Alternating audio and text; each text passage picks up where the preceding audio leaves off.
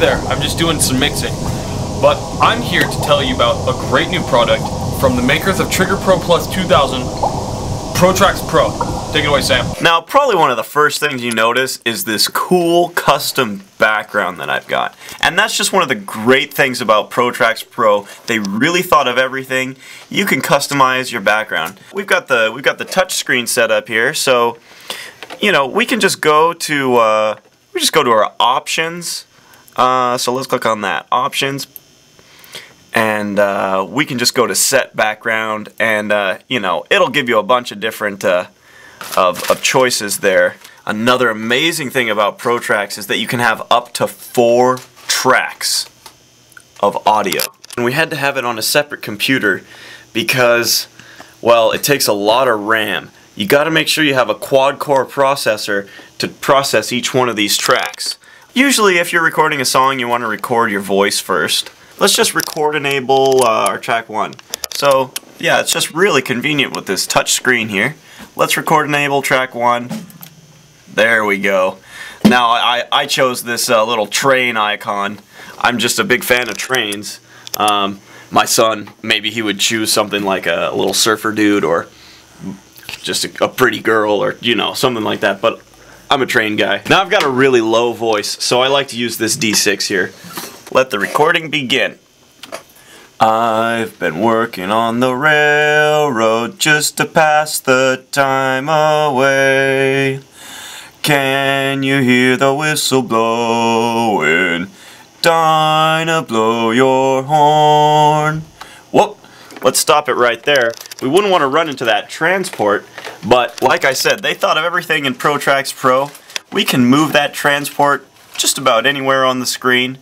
We might crash into our transport and end up crashing our system here.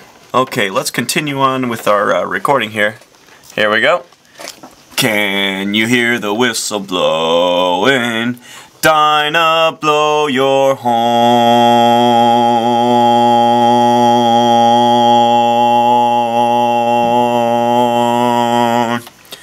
Now I extended out that last part a little bit because, you know, I just have a lot of different inflections in my voice that I like to capture, and maybe I could use them later.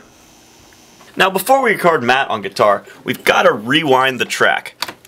Now, Trax Pro is all digital, but you have to sit here and rewind the tracks, and it just gives it that really vintage analog feel. So the mic we're using, real quick for our viewers, is the Audix i5, and it's basically like an equivalent to a Shure SM57, and I really like it because it captures absolutely no low end.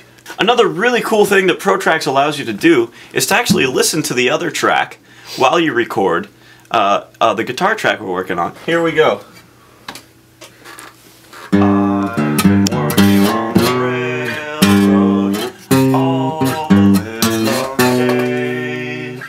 I've been working on the railroad just to pass the time away.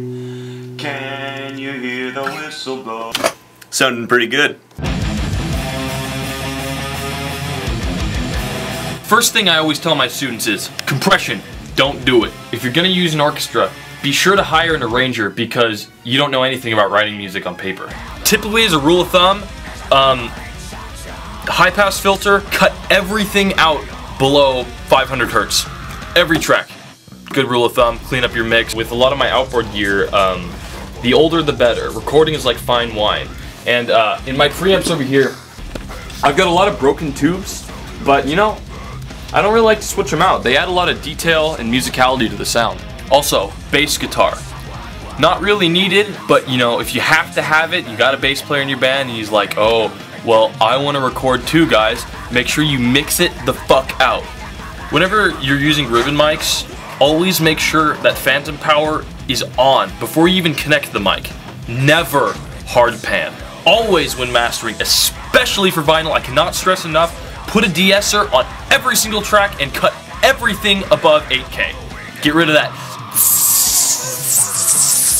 Also, do your best not to edit the tracks because no one likes the way it sounds.